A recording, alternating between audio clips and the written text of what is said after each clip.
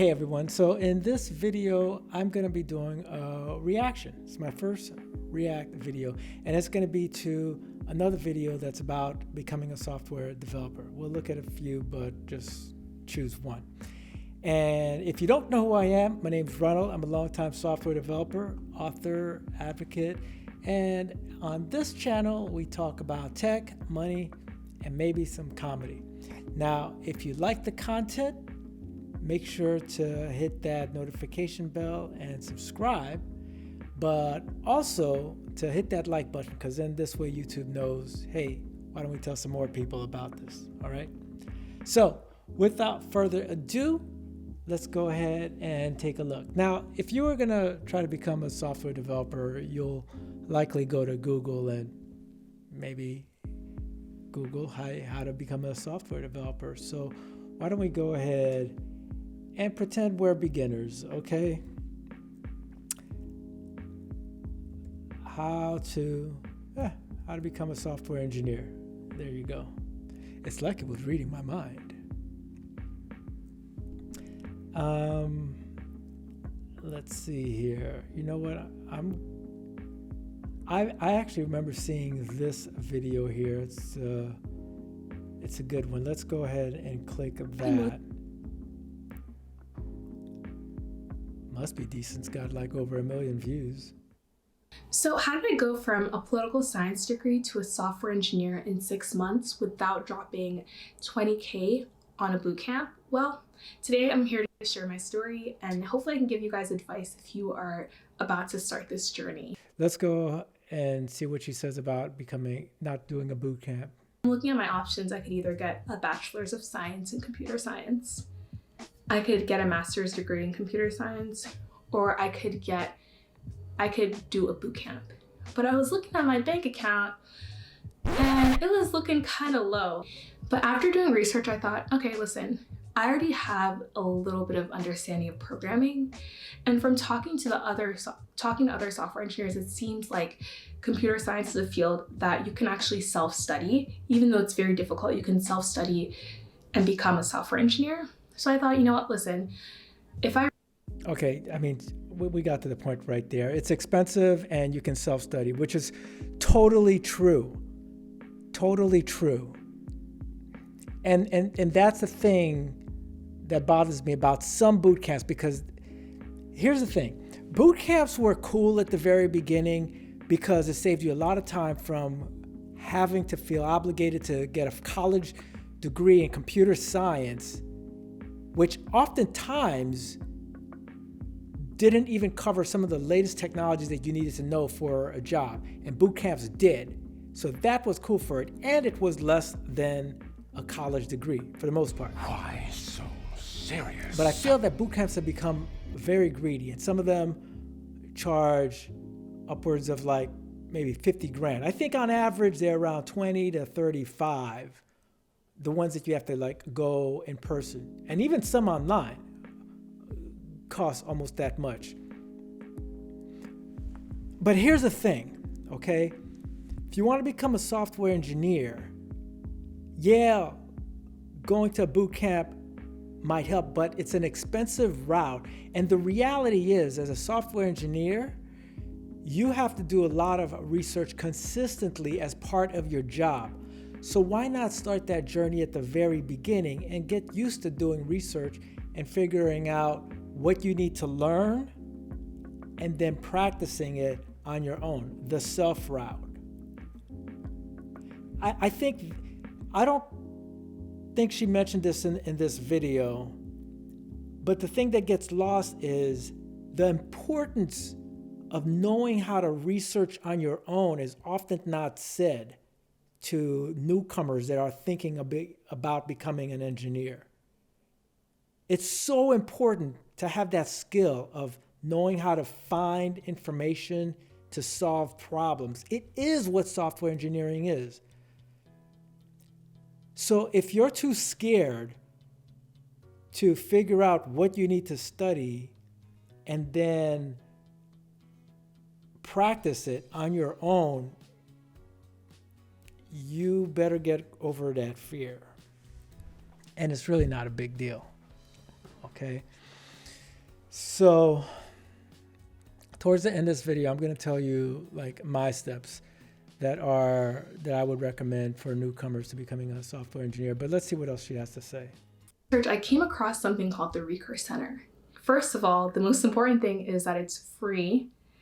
The second most important thing is what it is, which you can find on their website. But just to give you a little bit of overview, they're a self-directed educational retreat for software engineers. So if you already know how to program, you can join this community of engineers and spend about 3 months building projects that you want to build. Self-directed means that they don't teach you anything in terms of there aren't formal classes like a boot camp. Community-based means that you get to be surrounded by a lot of really motivated and driven software engineers or people who are aspiring to be software engineers. I never heard of the Recurse Center, but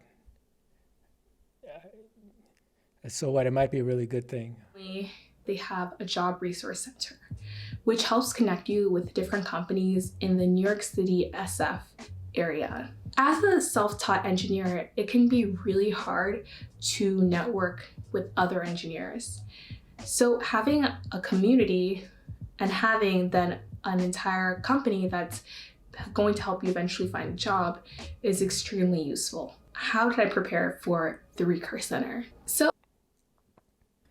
Okay, so what I sometimes recommend to newcomers is, networking is part of it. The most important part is for you to practice coding on your own though.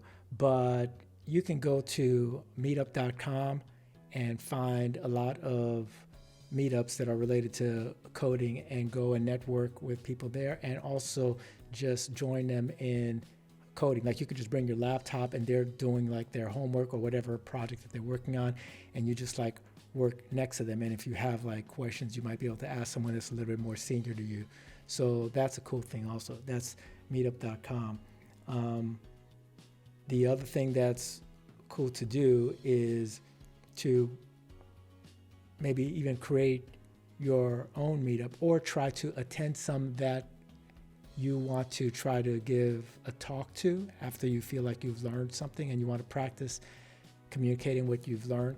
You can do that. You don't have to feel like you need to have worked 5 years in order to be a speaker. All right. Here's what I would suggest. We're gonna stop the video here. I'll drop her link in the video description so you could watch the rest of it. But this is what I would recommend. There's 8 steps that I have to tell you to become a software engineer. Go to a bootcamp website, copy down their curriculum. That's step 1. Make sure you choose the type of stack that you like, and then take those topics and find tutorials and courses on them from LinkedIn Learning, Udemy, Pluralsight, YouTube, and choose your favorite classes, take those. That's step 2. The third step is to make your own version of those apps, because this way you re-practice what you just did and not just figuring out how to do what they told you to do, but make your own version after you complete the course. Step 4 is to push everything to GitHub. Always, that's going to be your future portfolio, part of it. Step 5, I'd like you to teach what you've learned. Make videos and blogs about what you've learned for every single topic that you've learned. That expands not only your portfolio, but then helps you start building a brand for yourself, have a following.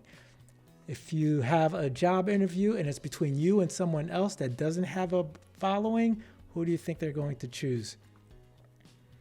Step 6, practice interviewing. And there's a bunch of different types of interview styles, but look for interview questions related to the topics that you studied, practice them, and I'll make another video. Just message me if you want to see that on the different interviewing styles. Step 7, make yourself self-employed. That is, just start a company. It's just some simple paperwork, and then come up with an idea to build a website for a company. And in this way, you put that down on your resume, and it's not just blank. And the last step is to start looking for a full-time job, because at that point you'll have a portfolio, you would have started your own journey, and it's not like you're just someone that just did a couple of YouTube videos and expecting a job. You do these 8 steps and be disciplined about them, you'll realize that, oh wow, I actually could do this, and it's not that big of a deal. As a software engineer, you're always researching, always figuring out how to solve problems. So why not start now when you're beginning your career?